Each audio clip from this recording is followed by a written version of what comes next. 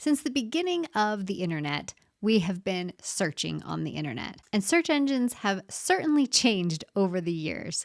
I mean, I remember when we used to load up AOL and look in there, and then it was Yahoo, and now, of course, most people use Google to search. Even Google, though, has changed over the years, and the way we search has changed over the years. So today we're going to talk about how search has changed, what we can do to get better search results, and how we can avoid any of the scams that might come as a result of our searches.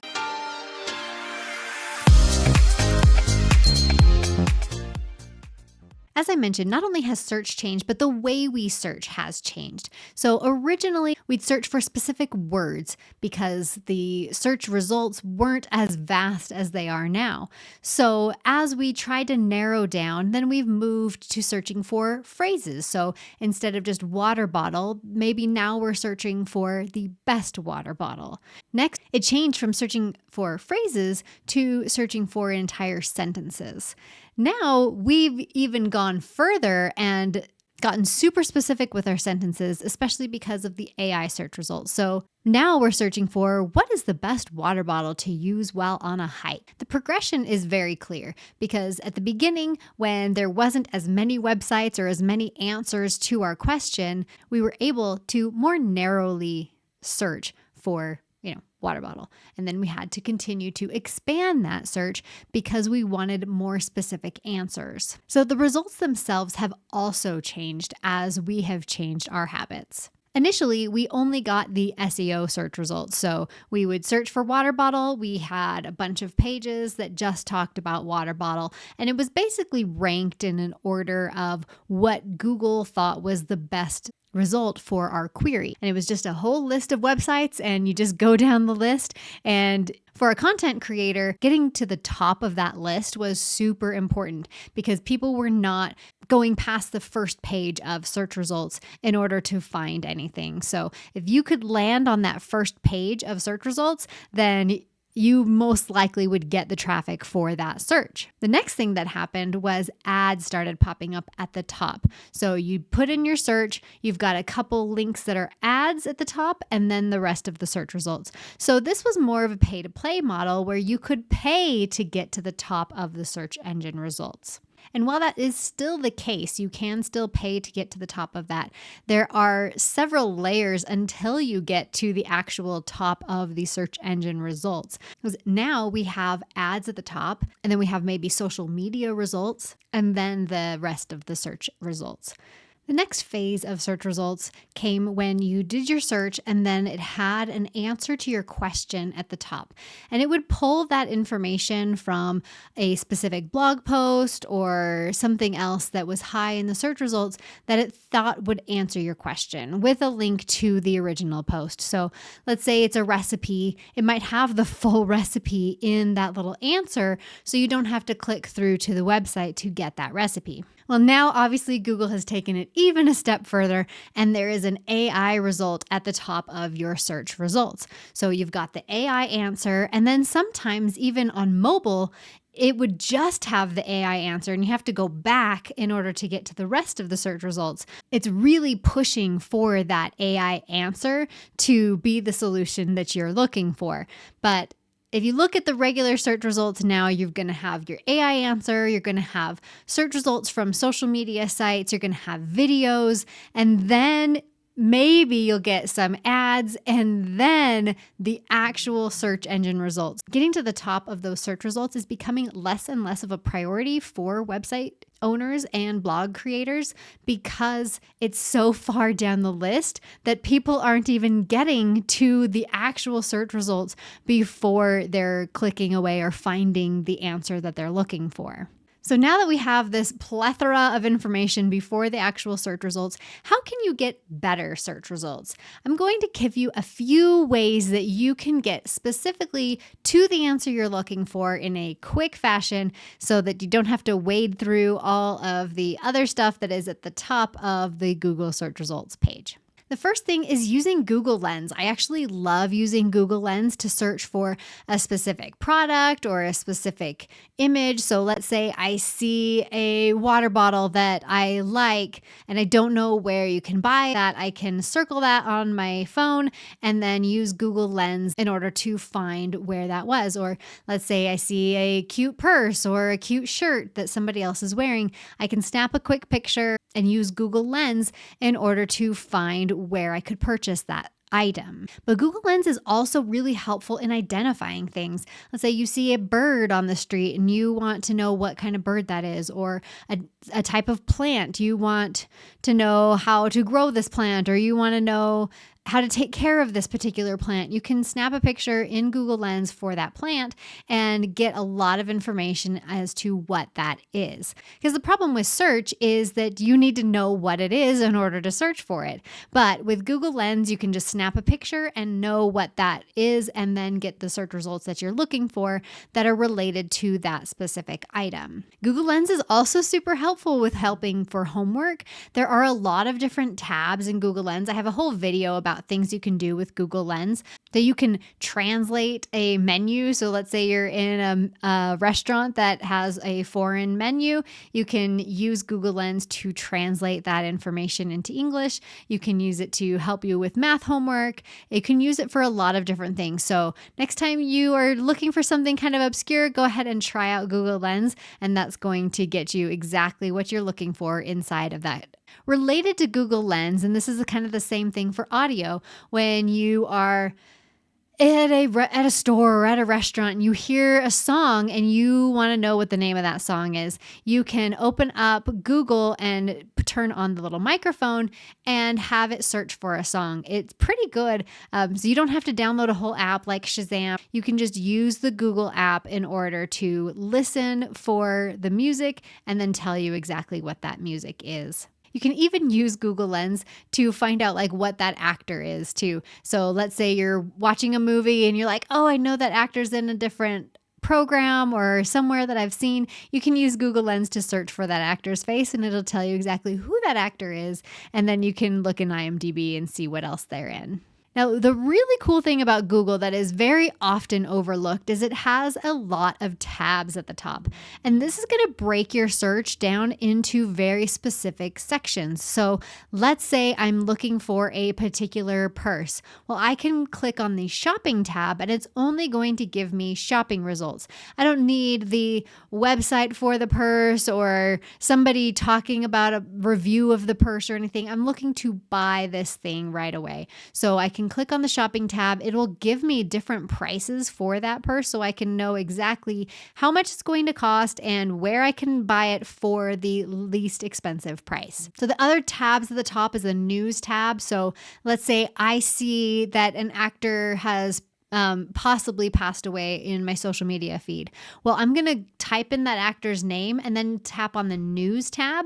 That's going to help me see just what the news is talking about. So if there's a lot of news results on CNN and MSN where it's talking about this actor's passing, then I'm going to understand that this is legitimate. But if I'm just in the regular Google page, then I'm only going to see like their Wikipedia page or their IMDb results. It's not going to give me the latest news about that actor. So if I click on the news tab, then it is going to give me the latest information about that actor so I can vet if somebody has passed away, if somebody's been arrested or anything like that. There's also a couple other tabs where there's short videos, so you can look into YouTube Shorts or Instagram Reels or TikToks and find results just in those short form videos. And then there's another tab for just videos. So if I'm looking for a longer form video, then I can click on that tab and look in there for longer videos. The other really helpful tab along the Google page is forums. So if you have something and you're looking for a review on a specific product, let's say if you watched my influencer video about how not to be influenced, I explain that you should do some research on some social platforms to see legitimate reviews of that product. So forums is going to be a really great way for me to find where people are talking about that product. So in a forum where it's not going to be paid advertisement or paid reviews, is going to be real people talking about their experience with the product. So you can go into forums to kind of either vet products like that or find people who you are similar to. You want to talk about the San Francisco 49ers. So you're going to find a forum about the San Francisco 49ers. So the forum tab is going to really help you basically find your community or find real people talking about topics that you want to talk about.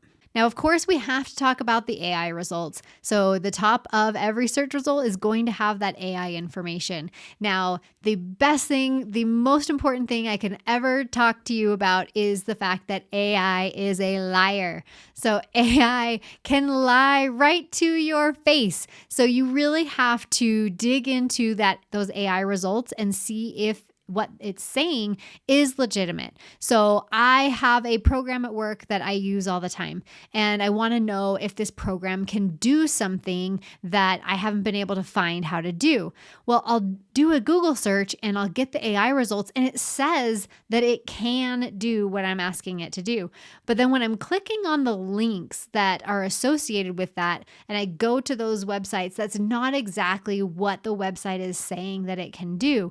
So it's lying to me. I really want it to do this thing, but when I look at the actual links for the AI results, I can't actually do that thing.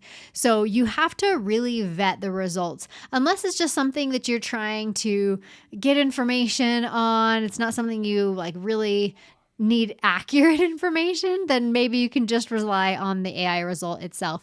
But for the most part, you're going to want to click on the links that are included in that AI result and see exactly what that web page is telling you the thing can or can't do, because you can understand the words of the web page probably a little bit more than the AI can, especially if there's a nuance to the problem or solution. So as I mentioned earlier about the forums, a really good place to get accurate information is Reddit. So a lot of times I will type in a search in Google and then include the word Reddit, and then it's going to give me search results directly from Reddit.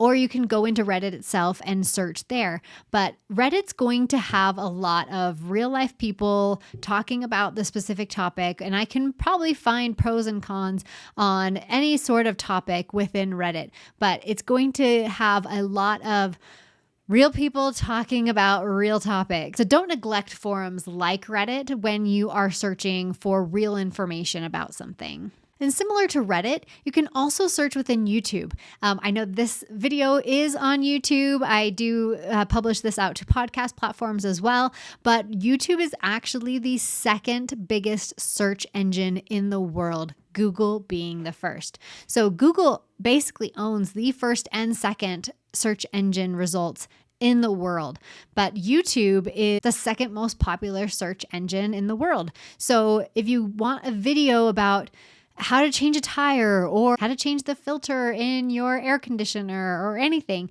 you can do a search within YouTube and find a video that explains exactly what you are looking for. I also like comparison videos on YouTube. So this product versus this product, they will break down the pros and cons of each product. So if you're searching for product information or how-to information, definitely you can just go directly to YouTube and find that. Finally, my warning is to watch out for SEO hacking. So this is really common, especially when you're trying to buy tickets for an event. So you type in tickets for a specific concert, and the top search results are actually going to be resale tickets. So we have a local rodeo here. The tickets are like $20 a piece, so they're very inexpensive. But if you do a Google search for that rodeo and click on some of those top links, they will have tickets going for hundreds of dollars for an individual ticket. And that's because these are resale ticket websites. So it might legitimately get you the ticket that you're looking for, but you're going to pay well over face value for that ticket if you click on the wrong link. So I like to go directly to the venue or directly to the band or play's website and go and get the tickets from there instead of doing a Google search, so I can avoid all of that resale. So the SEO hacking is basically helping illegitimate websites come to the top. The other place I really see this SEO hacking affecting people is in support phone numbers. So you type in HP support and the top results are going to be an illegitimate place. It's not going to be actual HP.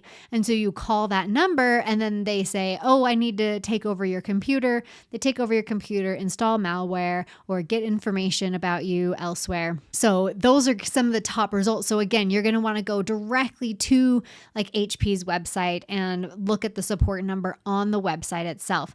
So don't rely on that Google search. And it used to be that I would Google search my bank's routing number, and that was one of the things I most commonly searched because every time I was filling out banking information. Well, recently, and it's never really happened where it's given me the wrong routing number, but recently I've been starting to click through to the actual bank's website because I'm not trusting the result that just pops up on Google anymore. So I want to go directly to their website and find the routing number there. So again, because AI can lie to you and search results can get hacked. So, and I'm not saying that like it's malicious hacking, it is, but what they're doing on their website is making it so that they come up first in the search results. So they learn how Google's algorithm kind of works and they make their website to match that so it looks like they are the best match for you. So they climb in the SEO results, the search engine optimization results, and then you click on their link. More clicks that they get, Google sees, okay, yes, people are finding what they're looking for when this result pops up because they're clicking through to it. And then they decide, okay, yes, this deserves to be at the top spot, even though sometimes it really, really doesn't. Be careful out there on your search results. Make sure you're searching in specific places for what you're looking for so that you can get to exactly what you're looking for instead of wading through all of the other results that you might pop up when you do a standard Google search. And we will see you in the next one.